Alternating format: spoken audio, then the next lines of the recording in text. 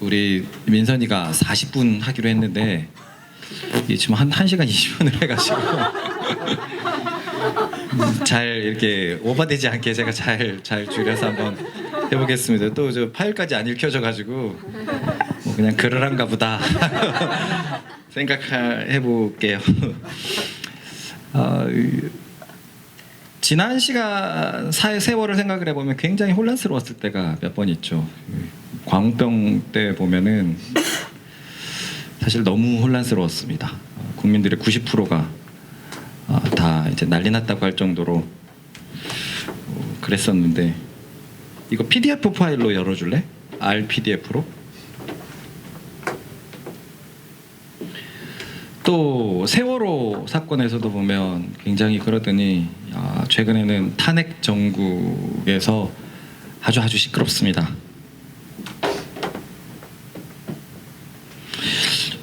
왜 세상은 이렇게 바람 잘 날이 없을까요? 좀 이렇게 서로 사이좋게 잘 살고 평안하게 살면 좀 좋을 텐데 요즘에 전국은 굉장히 좀 혼란스럽고 그리스도인으로서도 이 복음을 위한 삶에 좀 부담이 오는 것이 확실히 좀 느껴집니다. 왜 이럴까요? 늘 제가 첫 주 때 말하지만 따라해봅시다. 이것은 다 죄 때문이다. 죄가 사람 안에 있는 하나님의 형상을 파괴해 버렸기 때문입니다. 하나님의 형상이라는 게 무엇이냐면요, 처음에 하나님께서 우리를 만들 때 우리를 하나님 닮게 만드셨어요. 그래서 성경은 하나님께서 사람을 보고 뭐라고 얘기했냐면 걸작품이라고 얘기했어요. 옆에 계신 분 얼굴 한번 볼까요? 걸작품 같습니까? 그 웃음은 무슨 의미를 갖고 있습니까? 다 걸작품으로, 그래서 하나님께서 보시기에 심히 좋았더라라고 말씀을 하셨는데, 살면서 느낄 때가 있어요. 사람 안의 아름다움들, 그런 것을 느낄 때도 있고, 자식을 키우면서 그 자식 안에 있는 아름다움을 보면서 사람은 이렇게 귀한 존재인데, 그런데 이 모든 것이 죄 때문에 우리가 하나님과 벌어져 버렸어요. 햇빛을 받지 못하면 생물들이 왜곡되잖아요. 그래서 땅 파갖고 나오는 벌레들을 보면 이상하고, 어두운 데 있는 벌레들을 보면 이상하고, 저 바다 깊은 곳에 햇빛을 받지 못하는 물고기들을 보면 이상한 것처럼 하나님의 형상이 파괴되면서 우리는 하나님과 멀어져 버렸습니다. 그래서 사람이 왜곡되기 시작한 거예요. 성경은 뭐라고 얘기를 하냐면요, 우리가 하나님과 원수되었다까지 얘기를 하고 있어요. 저는 그것을 좀 받아들이기 힘들었습니다. 뭘 죄를 졌다고 하나님과 원수라고까지 하나. 왜 원수라고 하냐면요, 사람의 생각이 하나님과 완전히 배치되기 때문입니다. 가만히 한번 생각을 해보세요. 세상을 살아가는 힘을 무엇이라고 얘기합니까? 돈, 명예, 성공, 권력, 외모, 실력, 이런 것으로 세상을 살아갈 수 있다라고 얘기하고, 여기에 있는 많은 분들도 그렇게 생각할지도 모르겠습니다. 그랬을 예전에 기억도 있고요. 그런데 이런 생각은 하나님의 생각과 완전히 반대되는 생각입니다. 하나님은요, 하나님의 성품대로 살아가는 것이 하나님의 뜻이라고 얘기를 했지, 세상이 말하는 잘못된 복음, 돈으로 살아가고 힘으로 살아가고 명예로 살아가고 권력으로 살아가고, 이런 모든 것들이 하나님과 반대되는 생각이고 원수라는 거예요. 야, 신앙도 좋지만 네가 살 집도 중요하지 않느냐. 야, 신앙도 좋지만 너 차도 좀 좋은 차도 타야 되지 않느냐. 좋은 집 좋은 차가 천국에 1cm나 도움이 됩니까? 아니잖아요. 좋은 외모, 실력, 능력, 권력, 이런 것들이 천국에 우리의 상급을 1g이라도 무겁게 합니까? 아닌 걸 알면서도 우리는 그걸 붙잡고 있잖아요. 이 생각이 하나님과 원수된 생각이라는 거예요. 죄가 우리를 이렇게 왜곡되게 만들어서 세상의 가치관을 따라서 살도록 만들었습니다. 그러니 대부분이 세상 속에서 열등감을 가지고 살고, 버림받은 상처를 가지고 살고, 눌린 채로 살아가죠. 아이들만 봐도 장난감을 2개, 3개 똑같이 사줘야 돼요. 안 사주면 난리가 납니다. 이게 죄성이에요. 어른이 돼도 똑같습니다. 남들이 살 만큼의 집이 있어야 되고 남들이 살 만큼의 차가 있어야 되고, 그 남들이라는 것은 평균이 아니에요. 저 앞에 가 있는 사람, 강남에 살아야 되고 차는 뭐는 좋아야 되고, 그러니 인생이 행복할 수가 없는 겁니다. 이것이 세상의 가르침이고 이것이 죄에 오염된, 하나님과 원수된 죄인들의 생각이란 말입니다. 그럼 본질적으로 죄라는 것은 무엇인가? 거의 첫 주 때마다 말씀을 드리는 것 같은데 따라해 봅시다. 죄란 하나님의 관역에 어긋나는 것이다. 그래요. 10점이라는 관역에서 어긋나는 것은 다 죄입니다. 9점을 맞아도 죄고 8점을 맞아도 죄고 0점을 맞아도 죄입니다. 여기서 하나님의 관역은 구약의 율법을 말합니다. 그래서 율법과 어긋나는 모든 것은 죄라고 하나님이 그렇게 규정해 놨어요. 하나님께서는 이 율법을 하나님이 선택하신 백성 이스라엘 백성에게 주었거든요. 하나님의 법을 줬으니 이 법 자체는 얼마나 영광스럽습니까? 그런데 이 법이 오니까 처참한 결과가 드러나 버렸습니다. 아무도 그 율법에 따라서 죄를 짓지 않는 사람이 없는 것이 드러나 버렸어요. 나의 뜻은 이것이다 라고 하면서 하나님께서 율법을 이스라엘 백성에게 주었는데, 그 율법은 613가지로 이루어져 있는데 그 율법에 비춰서 사람들의 삶을 보니 그 율법을 온전히 지키는 사람이 아무도 없는 겁니다. 그래서 성경은 모든 사람이 죄인이라 그렇게 말씀을 하고 있습니다. 어렸을 땐 이게 좀 억울했어요. 세상을 보면 분명히 좀 더 착한 사람이 있거든요. 어렸을 때 교실에서 보면 분명히 얄미운 애가 있고 못된 애들이 있고 또 착한 애들이 있어요. 그런데 성경은 다 소용없대요. 다 죄랍니다. 이게 좀 불합리해 보이지 않아요? 그런데 한번 10자리 번호를 맞추는 열쇠를 생각해 봅시다. 10자리를 번호를 맞춰야지만 딱 열릴 수 있어요. 9자리를 맞췄습니다. 열립니까? 아니요. 너무 불합리하지 않습니까? 나는 9자리나 맞췄는데 이 열쇠는 왜 안 열리는 거야? 이렇게 생각하는 사람 없잖아요. 완벽하게 10자리를 맞춰야만 열립니다. 죄라는 게 그래요. 이 613가지를 완벽하게 맞춰야지만 의인이 되는 거예요. 하나님의 기준이 그것입니다. 그러면 또 이런 생각도 할 수가 있어요. 613가지? 그 정도는 온 세상을 뒤져보면 다 완수하는 사람이 있지 않을까? 그런데요, 아주 불행한 사실이 있어요. 무엇이냐? 아담이 선악과를 따먹고 죄를 졌을 때 죄는 유전이 된다는 거예요. 그리고 유전이 되는 것은 부모들이 다 압니다. 가르쳐 주지 않았는데도 죄가 유전이 돼요. 우리 조화론을 보면 탐심이 어마어마합니다. 그래서 조화론이 그렇게 탐심을 부리고 막 자기도 이거 달라고 굉장히 때를 쓰면 저는 나래와 현진이를 생각합니다. 어떤 인생을 살았던 거야. 우리 두 아들은 너무 징징거리는 게 싫어요. 볼 때마다 반성이 됩니다. 나는 어떤 인생을 살았던 것일까? 가르쳐주지 않아도 죄는 유전이 돼요. 아담이 죄를 지었기 때문에 모든 사람이 죄를 지은 겁니다. 이 죄라는 것은요, 하나님의 관역에서 벗어나기 때문에 사람의 본성이 하나님을 싫어하는 거예요. 그러니까 본성이 하나님을 싫어하기 때문에 613가지의 말씀을 지킬 수 있는 것은 불가능합니다. 본성이 싫어하는 거예요. 나눠주는 게 더 좋다는 걸 알지만 내 본성은 내가 좀 더 파이를 크게 갖고 싶거든요. 똑같이 사이좋게 지내는 것이 좋지만 내 본성은 내가 내 것을 더 챙기고 싶거든요. 이런 상황에서 613가지에 부딪히는 하나님의 말씀을 지키는 사람은 아무도 없습니다. 그래서 성경은 모두가 죄를 지었고 하나님의 심판 가운데 있다라고 선언하고 있습니다. 이것이 죄의 무서움입니다. 그래서 하나님께서는 이 죄를 해결하실 방법을 모색했습니다. 그것이 무엇이냐면 당신의 아들을 사람이 되게 해서 말씀을 613가지의 율법을 지키도록 하게 하시는 거예요. 아까 사람은 전부 다 본성이 죄로 물들어 있기 때문에, 죄 가운데서 태어났기 때문에 하나님의 말씀을 다 지키는 것은 불가능하다고 하지 않았나요? 라고 얘기한다면, 하나님의 아들이 사람이 된 것은 출발이 달랐습니다. 모든 사람은 남자와 여자를 통해서 태어났기 때문에 죄가 물려받았지만, 성경은 우리가 사도신경에서 고백하는 것처럼 성령으로 잉태하셨습니다. 예수님은 엄마 마리아의 몸을 빌려서 남자 요셉의 씨를 빌리지 않은 채로 성령으로 잉태하셨어요.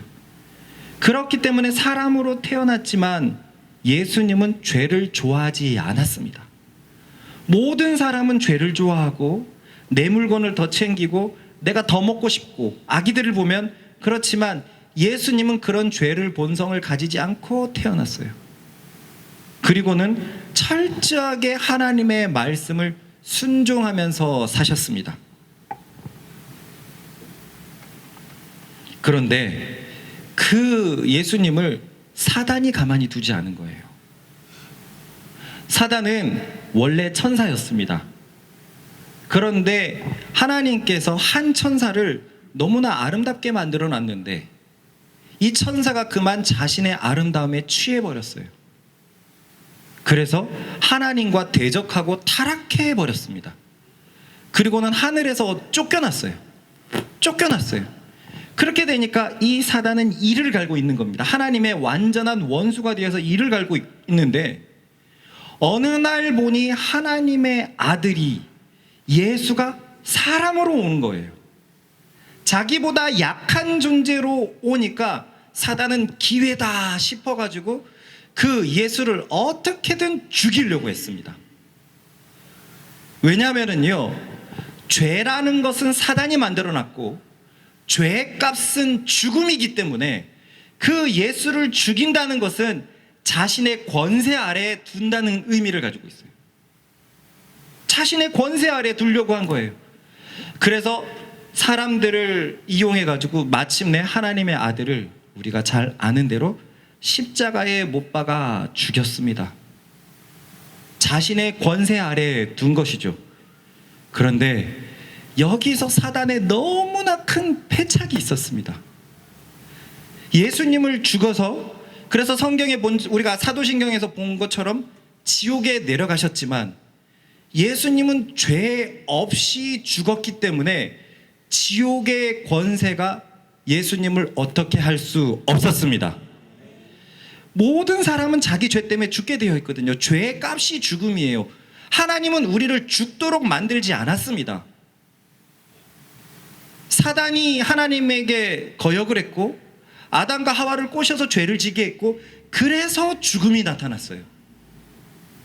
그렇기 때문에 죽음은 사단의 무기입니다. 그래서 하나님의 아들이 나타났을 때 그를 죽여서 자신의 권세 아래 두려고 한 거예요.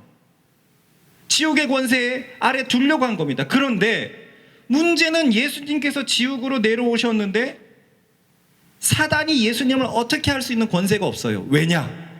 예수님은 죄 없이 죽으셨기 때문입니다.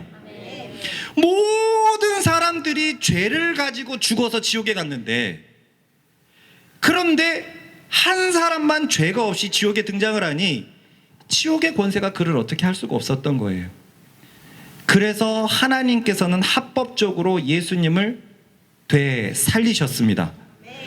죄를 진 사람만 죽어야 되는데 예수님은 죄 없이 죽었으니 거기 있을 필요가 없었던 거예요. 그래서 하나님은 하나님의 능력으로 예수님을 합법적으로 되살리셨습니다. 이것이 예수님의 부활인데요, 이게 어떤 의미가 있냐면요, 십자가라는 것이 우리의 모든 죄를 가지고 예수님이 대신 죽었다면, 부활이라는 것은 드디어 인류 가운데 죄에서 이겨낸 첫사람, 부활의 사람, 생명의 사람이 등장했다는 것입니다. 창세 이후로 모든 사람이 죄의 권세에 눌려 있었는데, 그 죄의 군세를 뚫고 사망 가운데서 일어난 첫사람, 사람으로서의 첫 번째가 예수님이 되셨다는 것입니다. 이것이 너무 중요한 게 뭐냐면요, 한번 미로를 한번 생각을 해보세요. 절대 풀 수 없는 미로에 너무나 많은 사람이 갇혀 있었습니다. 그런데 한 사람이 그 미로에 들어왔는데 한 사람만은 그 미로를 풀 수 있었어요. 자, 많은 사람 가운데 풀 수 있는 사람은 몇 사람이라고요? 한 사람이에요. 근데 이 의미가 얼마나 중요하냐면 나머지는 그 사람을 따라가기만 하면 미로를 탈출할 수 있는 거예요. 한 사람만 미로를 풀 수 있었는데 그 한 사람의 힘은 나머지 모두를 구원하기에 충분했습니다. 아멘. 그가 죽음에서 일어나시자 사람의 첫사람으로 부활의 첫사람이 되셨다는 것은 모든 사람들을 죄에서 건지실 수 있는 능력이 그에게 있었다는 말과도 동일합니다. 아멘. 어떤 사람은 이렇게 얘기를 할 겁니다. 그래, 예수님이 억울하게 죽었다고 쳐요. 한 사람의 목숨이잖아요. 그래서 어떤 판사가 당신은 억울하게 죽었기 때문에 당신 죽음의 보상을 드리겠소. 뭘로 원하시오? 이렇게 얘기할 수 있잖아요. 예수님이 다른 사람의 생명입니다 라고 얘기한다면 한 사람이 죽었기 때문에 한 사람만 구원할 수 있어요. 그런데 성경은 그렇게 얘기하지 않습니다. 한 사람이 죽었는데 모든 사람을 구원할 수 있다고 해요. 이것은 아까 말한 것과 의미가 비슷합니다. 무슨 말이냐면 예수님의 생명은 죄인의 생명 한 사람이 아니었어요. 죄를 이기는 자, 의인의 생명이었어요. 미로를 유일하게 풀 수 있는 자의 생명이었어요.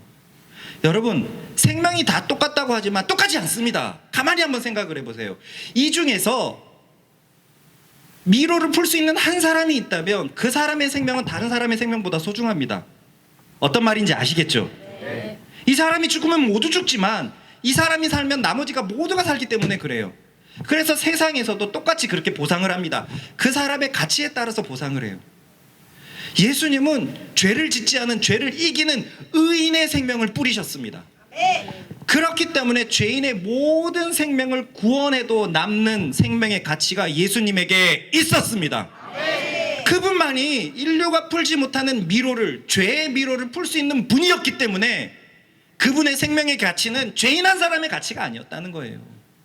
죄와 의를 어떻게 비교할 수 있습니까? 빛과 어둠을 어떻게 비교할 수 있습니까? 빛은 모두에게 생명을 주는 것인데 모두에게 생명을 주는 빛이 죽었기 때문에 모두를 살릴 수 있는 보상이 그에게 주어진 것입니다. 그러므로 예수님이 나를 위해서 죽으시고 부활하셨다는 것을 믿는 자마다 더 이상 죄에 대해서 자유롭게 되는 줄 믿습니다. 그런데 여기서 참 생각해 봐야 될 것이 있습니다. 아까 죄의 값은 무엇이라고 얘기했죠? 사망이에요. 원래 우리는 죽도록 만들어지지 않았어요. 그래서 오늘 성경을 보면 이런 말씀이 있습니다. 읽어보십시다. 시작. 예수께서 이르시되 나는 부활이요 생명이니 나를 믿는 자는 죽어도 살겠고 무릇 살아서 나를 믿는 자는 영원히 죽지 아니하리니 이것을 내가 믿느냐. 저는 이 말씀이 아직도 기억나는데요. 초등학교 5학년 때, 6학년 때쯤에 교회에서 성가대석에서 이 말씀을 들었어요. 목사님의. 그때 생각을 했어요. 예수님을 믿으면 죽어도 살고 살아서 믿으면 영원히 죽지 않는다고? 근데 그게 너무 이상한 거예요. 안 죽을 수 있나? 그런데 이 말씀을 들은 사도들 지금 살아있습니까? 다 죽어 있어요. 그렇기 때문에 이 말씀을 아주 오랫동안 어떤 의미인지 몰랐습니다. 영원히 산다는 게 무슨 말이지 도대체? 도대체 무슨 말이지? 그런데 성경에는 이런 말도 하고 있습니다. 우리 같이 읽어봅시다. 시작. 내가 그리스도와 함께 십자가에 못 박혔나니 그런즉 이제는 내가 사는 것이 아니요 오직 내 안에 그리스도께서 사시는 것이라. 이제 내가 육체 가운데 사는 것은 나를 사랑하사 나를 위하여 자기 자신을 버리신 하나님의 아들을 믿는 믿음 안에서 사는 것이라. 이 말씀도 저는 오랫동안 이해를 하지 못했거든요. 예수님이 십자가에 죽었는데 저도 함께 못 박혔대요. 그래서 성경을 보면 예수님의 죽음 속에 우리의 죽음이 있고 예수님의 부활 속에 우리의 부활이 있다고 성경은 얘기하고 있어요. 나는 안 죽은 것 같은데, 나는 예수님을 믿고 그냥 그대로 학교 다니면서 살고 있는데 내가 죽었고 내가 다시 살아났다고, 이 의미를 이해하지 못했어요. 그러나 이제는 이해하고 있습니다. 이 이해가 우리 모두에게 임하기를 소망합니다. 다시 한번 말하지만 죄를 짓지 않으면 죽을 필요가 없었어요. 근데 예수님이 죄 없이 죽으셨습니다. 그래서 죄의 보상으로 모든 사람들에 대한 권세, 그 사람의 생명을 보상을 받았어요. 그러므로 예수님의 십자가의 죽음은, 죽음 속에는 우리의 죄가 들어가 있습니다. 이것이 이해가 되십니까? 네. 예수님이 죽었지만 죽을 필요가 없이 죽었기 때문에 예수님은 그 보상으로 나의 죄를 달라고 한 거예요. 사람들의 죄를 달라고 한 거예요. 그래서 예수님이 십자가에 못 박혔지만 사실은 나의 죄가 십자가에 못 박힌 것입니다. 그래서 예수님을 믿고 우리는 살 수 있는 거예요. 그럼 예수님과 함께 부활했다라는 의미는 무엇일까요? 예수님은 아까 분명히 살아났다고 했는데 우리도 성경을 보면 우리도 함께 부활했다라고 되어 있거든요. 그런데 이 방금의 말씀에서 보다시피 아무도 안 죽는다고 했지만 세상 사람들 죽거든요. 이 괴리가 해결이 돼야 됩니다. 자, 저를 보세요. 죄 때문에 죽음이 옵니다. 근데 예수를 믿으면 죄의 권세에서 해결이 돼서 영원히 죽지 않는다고 말합니다. 그런데 실상은 우리는 늙어가고 있고 죽음을 향해서 가고 있어요. 죽음이 하나가 아닌가? 그래요. 성경에는 죽음을 두 가지로 말하고 있습니다. 성경에는 육체의 죽음이 있고 영원한 죽음이 있습니다. 우리는 우리에게 중요한 것은 육체의 죽음이 아니라 영원한 죽음입니다. 한번 생각을 해보십시다. 몇 번 얘기했는데 선악과를 따먹으면 정령 죽으리라 그랬어요. 자, 아담과 하와는 죽었습니까? 쫓겨났습니까? 쫓겨났어요. 죽지 않았어요. 근데 그때 죽었습니다. 뭐가 죽었습니까? 원래 우리 하나님의 형상으로 창조된 영이 죽었어요. 영이 죽었어요. 육체가 죽는 게 아니라 원래 우리의 본질, 하나님과 닮은 본질, 사랑하고 즐겁고 평안하고 하는 그런 본질들이 그때 죽어버렸습니다. 그러니 세상 사람들은 더 이상 그 본질이 없이, 하나님의 형상 없이 살아가고 있는 거예요. 모든 사람에게는 하나님의 형상이 파괴돼가지고, 그래서 세상에는 이런 문제가 있다고 했어요. 예수를 믿으면, 예수를 믿는 순간 그 영이 되살아나는 것입니다. 지금 믿지 않는 아직 부모님들이 계시잖아요. 그런데 이 말씀을 듣다가 나도 예수 믿어볼까? 정말 거기에 생명이 있나? 라고 진심으로 고백을 하다가 나도 모르게 기도를 한 거예요. 예수님, 당신을 믿고 싶습니다 라고 얘기하면 그때 구원이 임하는데요, 육체적으로는 변하는 게 아무것도 없습니다. 아무것도 없어요. 그냥 어제와 오늘과 똑같아요. 그래서 내가 믿는 건가 아닌 건가, 나는 믿음의 사람인가 아닌가, 여기서 헷갈리기 시작하죠. 그런데 보이지 않는 곳에서 살아난 것이 있습니다. 그게 바로 영입니다. 예수님을 믿는 자는 영이 살아나고, 살아서 믿는 자는 그 영이 영원히 죽지 않습니다. 그렇기 때문에 우리가 예수를 믿는다면 죄값의 사망에서 해결된다는 것은 이것을 의미하는 거예요. 우리는 영원히 사는 존재가 되었고, 우리는 죽음의 책임과는 상관없는 존재가 되었습니다. 이렇게 얘기하면 누군가는 이렇게 얘기합니다. 결국 보이지 않는 것 갖고 얘기를 하네. 죽어봐야 알지. 근데 죽는 사람은 아무것도 모르잖아. 죽어봐야 알지. 그런데 그렇지 않아요. 여러분, 예수를 믿는다고 해도 육체는 죽지만 영은 살아있다고 했죠. 그 증거가 있습니다. 예수님을 믿으면은요, 우리의 그 본질이 다시금 달라져요. 태초에 만드셨던 그 하나님의 형상이 예수님을 믿는 순간 우리 속에 다시금 부어집니다. 그래서 예수님을 믿으면 달라져요. 그 본질이라는 것은 성경에서 나와 있는 것처럼 사랑, 희락, 화평, 오래 참음, 자비, 양선, 충성, 온유, 절제 이런 것들입니다. 또 최근에 골로새서에서 본 것처럼 겸손이 포함된 이런 것들이에요. 한번 보십시다.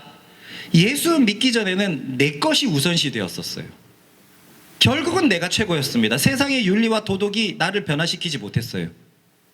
그런데 예수님을 믿으면은요, 진짜 사람이 달라집니다. 사람의 출발이 달라져 버려요.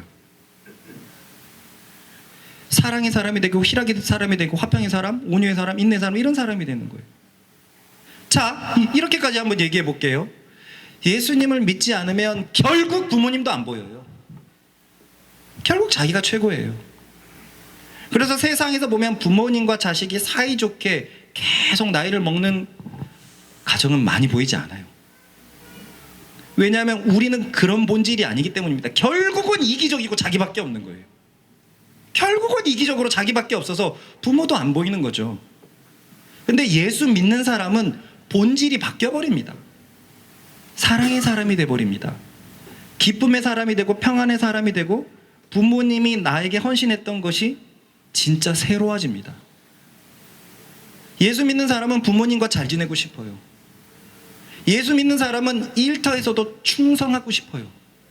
본질이 바뀌어버린 거예요. 그럼 저는 아닌 것 같은데요. 전 예수님을 믿었지만 아직 그런 것까지는 아닌데요. 그건 초보라서 그렇습니다. 그것은 아직 하나님의 말씀을 몰라서 그렇습니다.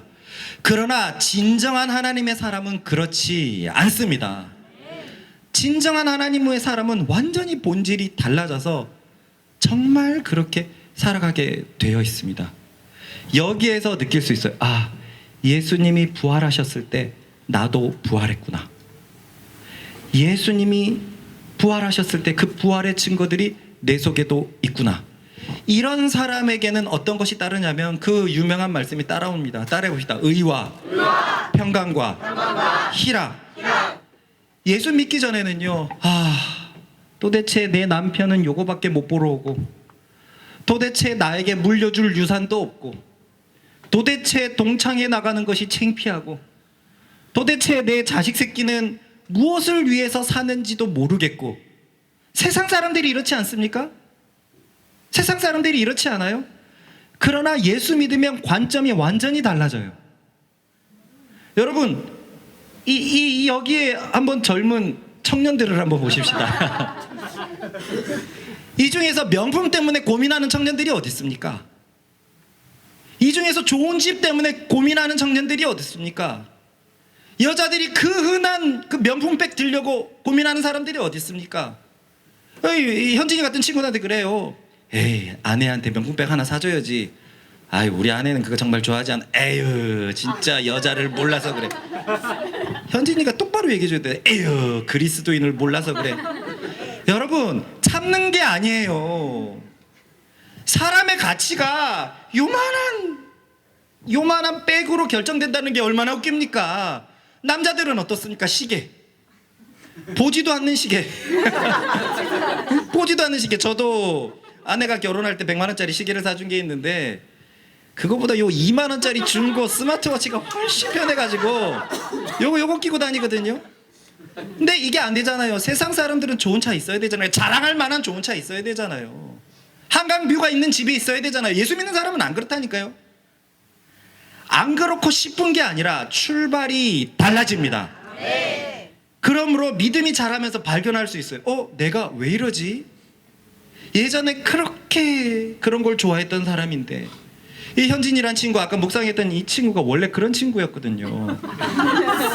좋은 사람이 되고 싶어서 밤마다 피드백을 했던 친구예요. 어떻게 하면 더 좋은 사람이 될 수 있을까? 어떻게 하면 내 능력을 올릴 수 있을까? 어떻게 하면 더 좋은 연봉을 가질 수 있을까? 그래서 이 친구가 우리은행에 처음에 들어갔을 때 여기는 내 급에 안 맞아. 여기는 나의 포부를 실천하기에 작은 곳이야. 그래서 이 현진이 친구 동기가 10명이 있었는데 이 친구가 제일 먼저 나갈 거라고 생각했대요. 근데 그때부터 신앙생활 했거든요. 지금은 어떻게 됐습니까? 자랑스러운 우리투자증권의 인물이 되어가지고 상을 받는 친구예요. 동기들이 다 놀랍니다. 네가 제일 먼저 나갈 줄 알았는데 어떻게 네가 지금 제일 이런 사람이 되었냐. 이게 그리스도의 사람이라니까요. 본질이 달라집니다. 하나님이 나를 거기에 보내신 이유가 있겠지? 착하고 충성하고 무엇보다 그곳에서 그리스도를 드러내려고 하는 사람. 목적이 바뀌었습니다. 여러분들의 목적은 어디에 있습니까? 세상입니까? 땅입니까? 동준이가 묵상에다 그렇게 썼어요. 박사과정을 밟고 있고 최근에는 기말고사라 열심히 공부했습니다. 그런데 오늘 밤에 예수님이 재림하셔서 우리가 심판을 받게 된다면 나는 어제까지 기말고사 썼습니다. 이게 하나님 앞에 무슨 의미가 있을까요? 내가 무엇을 위해서 살아가는지 놓치지 말아야 되겠다. 일터에서도 그리스도를 보이기 위해서 충성을 하되 나의 목적은 오직 그리스도를 위해서이다. 우리가 아까 이 성경 읽었지 않습니까? 이제 내가 육체 가운데 우리 이 육신을 입고 사는 이유는 나를 사랑하사 나를 위하여 자기 자신을 버리신 하나님의 아들 예수 그리스도를 믿는 믿음 안에서 사는 것이라.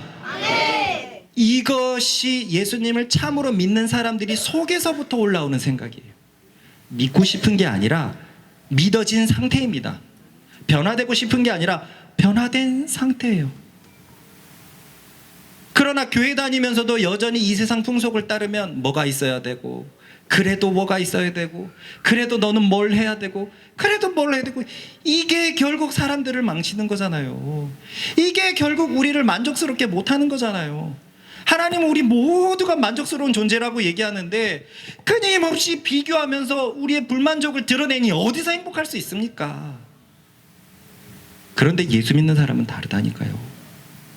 예수 믿는 사람은 십자가에서 우리의 죄가 같이 죽었고 예수님이 부활할 때 우리에게도 부활의 신호탄이 열려버렸습니다. 예수님을 믿으면 그 죽었던 영이 살아나가지고 우리의 본질이 살아나서 하나님의 뜻과 같아진 존재가 되었습니다. 물론 아직은 연약하죠. 아까 초보처럼 그리스도의 말씀을 많이 먹지 않았기 때문에 아직은 연약하고 아직은 싸울 수 있어요. 하지만 본질이 바뀌었기 때문에 계속 희망을 향해서 달려가게 되는 사람들이 그리스도인입니다.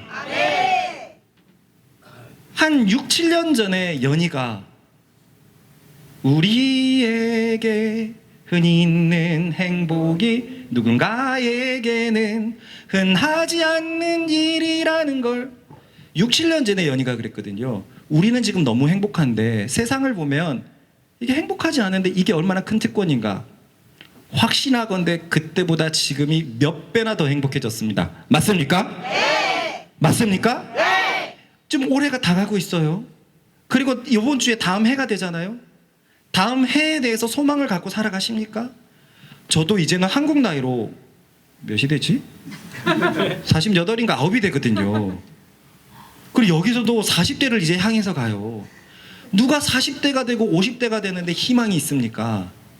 어제 기도회를 같이 하는데 전부 다 내년에 희망을 갖고 있는 거예요. 전부인지는 모르겠지만 대부분 희망을 갖고 있는 거예요.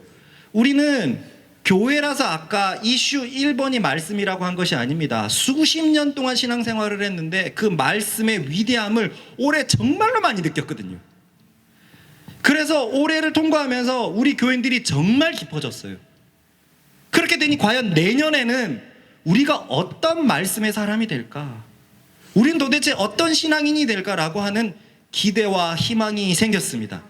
사람이 희망이 없으면 늙는다고 하거든요. 그런데 우리는 본질이 완전히 달라서 세상을 위해서 살아가는 것이 아니라 하늘을 위해 살아가기 때문에 날로 희망의 사람이 되는 줄로 믿습니다.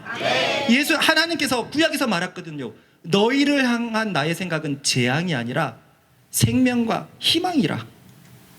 우리를 향해서 하나님께서는 희망을 가지고 계십니다. 육신으로 보면 나이 60이 되고 70이 되고 무슨 소망이 있습니까? 그런데 그것은 육신의 관점이라는 거예요. 땅의 관점이라는 거예요. 그리스도인은 그렇지 않습니다. 왜냐? 이제 하나님 앞에 갈 날이 얼마 안 남았거든요. 얼마나 영광으로 찬란하게 살아가겠습니까? 그런 인생을 살아가는 우리 부모님들, 우리 모두들 되기를 바랍니다. 말씀을 맺으면서요, 말장난이 아니라는 것이 이 세상 어디에서 평안을 가질 수 있죠? 자기들끼리 세뇌돼가지고 이게 행복한 거야, 이게 행복한 거야, 이게 기쁜 거야 라고 얘기하면 정말 기뻐집니까? 사람은 세뇌되지 않아요. 그런 식으로 인생의 본질이 완전히 바뀌어지지 않습니다. 어떻게 바뀌어집니까? 죄가 해결이 될 때, 나를 위해서 예수님이 죽었다는 것을 정말 믿는 순간 우리의 본질은 정말 달라집니다. 그래서 해가 가면 갈수록 평안을 누리게 됩니다. 아까 우리 현진이가 그랬잖아요. 결혼 생활이 쉽지 않았다. 예, 저도 쉽지 않았어요. 제 아내는 저의 12년 동안 거의 수제자처럼 있었는데 결혼하고 깜짝 놀랐습니다. 와, 12년 동안의 신앙은 무엇이란 말인가? 정말 고생 많이 했어요. 그러다가 1년 반 지나고 나면서 야, 내가 어떤 그리스도인이란 걸 잊지 말자.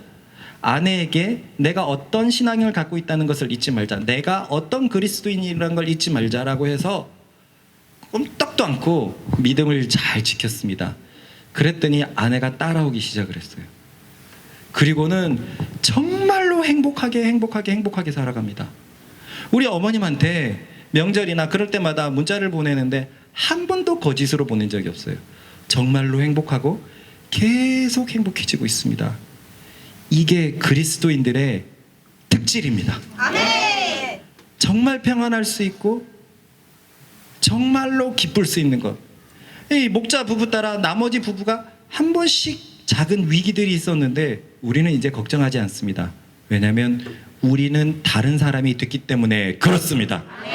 예수님께서 죽음에서 일어난 첫사람이 되었고 그를 믿으면 죽음의 권세에서 끊긴 그 역사가 그를 믿는 사람에게 다 부여되는 것입니다. 우리가 해야 될 것은 하나밖에 없어요.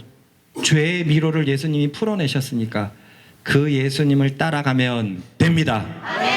그러면 이 세상에서 부활의 사람, 승리의 사람이 될 수 있습니다.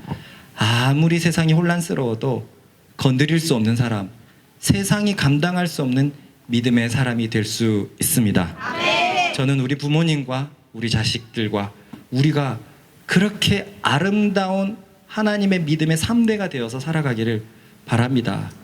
그것이 마지막 때를 향한 하나님의 뜻이기도 했고 우리의 눈에 보이는 이제 소망처럼 느껴집니다. 더 말씀을 부여잡고 더 믿음을 부여잡는 우리가 되기를 소망합니다. 우리 같이 기도하십시다.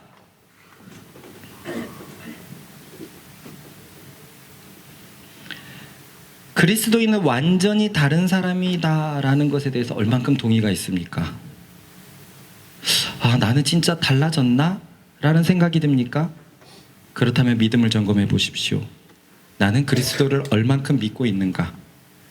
그러나 정말로 믿는 사람들에게는 달라진 표징, 세상과 거꾸로 가는 표시들이 나타나기 시작합니다. 어떤 친구들은 평생 가난하게 자랐기 때문에 평생 돈의 노예처럼 살아갔어요. 그러나 예수를 믿고 돈에 대해서 자유해졌습니다. 왜요? 예수 믿는 사람은 이 세상을 따라가는 사람이 아니거든요. 그러므로 그렇게 고백하십시다. 하늘을 따라가는 사람이 되겠습니다. 예수님을 따라가는 사람이 되겠습니다. 더욱더 말씀을 붙잡고 믿음에 서 있겠습니다. 그래서 내가 있는 곳마다 평안과 기쁨이 점점 넘치도록 하겠습니다. 그래서 나를 보고 예수 믿는 사람이 다르구나, 나를 보고 주위에서 그리스도를 보게 하겠습니다. 주님, 우리를 도와주소서. 주여 한번 외쳐같이 기도합니다.